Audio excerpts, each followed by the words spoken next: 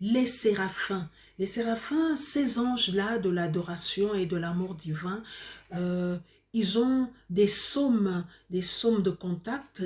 Ces psaumes de contact, on va dire, sont des psaumes qu'on va utiliser pour prier avec les séraphins, ceux-là qui incarnent l'amour pur de Dieu, pour entrer en contact avec Dieu lorsqu'on est dans une difficulté, comme les difficultés que j'ai citées tout à l'heure, et qu'on veut se réconcilier en amour avec Dieu lorsqu'on est dans une situation où on manque, on est dans une tiédeur de foi.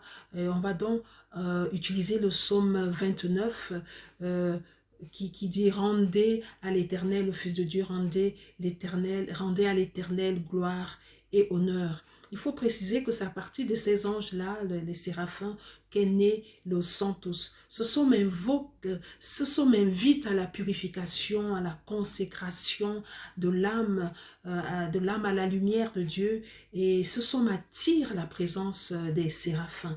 Hein? Vous allez donc utiliser ce psaume-là. Vous allez utiliser aussi le psaume 104 qui dit « Bénis l'Éternel, ô mon âme, Seigneur mon Dieu, tu es grand ».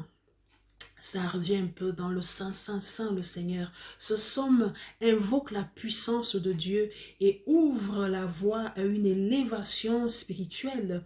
Et c'est vraiment très important d'avoir ces psaumes quand on n'a pas des mots personnels. Ce psaume-là est en lien avec la lumière de Dieu même, la flamme sacrée, celle qui représente l'amour de Dieu, l'amour des séraphins, ces séraphins qui représentent l'amour de Dieu.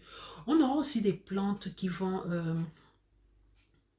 on aura des plantes associées aux séraphins qui vont être utilisées pour purifier l'esprit. Quand je parle souvent comment dire ça, de plantes spirituelles, de thé spirituel, quand tu veux invoquer des vibrations des séraphins, tu peux utiliser donc ces plantes-là. Ça va être le sègre, connu pour sa capacité à purifier l'air et l'esprit. C'est-à-dire, tu vas prendre le sègre. C'est un excellent allié pour élever l'âme. C'est pour ça que j'ai créé sur cette base-là, après avoir fait ces recherches-là, j'ai créé les bains et les thés spirituels. Ça va t'amener à une dimension spirituelle très supérieure, sachant que ces anges-là sont les plus proches de Dieu. Il y a aussi l'encens frankincense. C'est un encens purifiant, utilisé pour apaiser l'âme et stimuler les dévotions, la dévotion à Dieu, à l'amour de Dieu.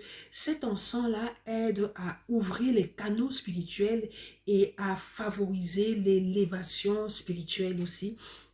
Donc, tu vas utiliser cet encens-là, cet encens franken, qui va t'aider lorsque tu vas l'allumer à faire appel au séraphin. Il y a aussi des couleurs lorsque tu vas invoquer les séraphins. Si tu veux vraiment être en connexion complète, tu vas utiliser certaines couleurs qui sont associées aux séraphins. Ces couleurs-là sont symboliques, c'est pas obligé de les avoir, mais il faut savoir que pour invoquer les séraphins, tu vas avoir du rouge doré. Le rouge doré représente le feu sacré. Le rouge doré représente même souvent, le rouge représente l'amour et l'amour pur de Dieu. Et c'est des couleurs qu'on va donc utiliser symboliquement comme ça pour invoquer l'amour de Dieu, la purification, l'élévation de l'âme. On va donc avoir du rouge sur soi ou avoir du rouge sur l'espace de prière pour les séraphins. Le feu sacré chez les séraphins, cette flamme-là, ce feu qu'on va imaginer, cette flamme symbolise la purification, la transformation. Le feu déjà symbolise la transformation, ça symbolise l'illumination, j'y arrive, l'illumination spirituelle dont on aura besoin du feu aussi lorsqu'on va faire appel aux archanges. Et l'archange, le chef de cœur des archanges, des séraphins, c'est Métachron. Il est souvent perçu comme un guide spirituel des âmes vers la lumière de Dieu. C'est vraiment le chef de cette légion de cœur des archanges.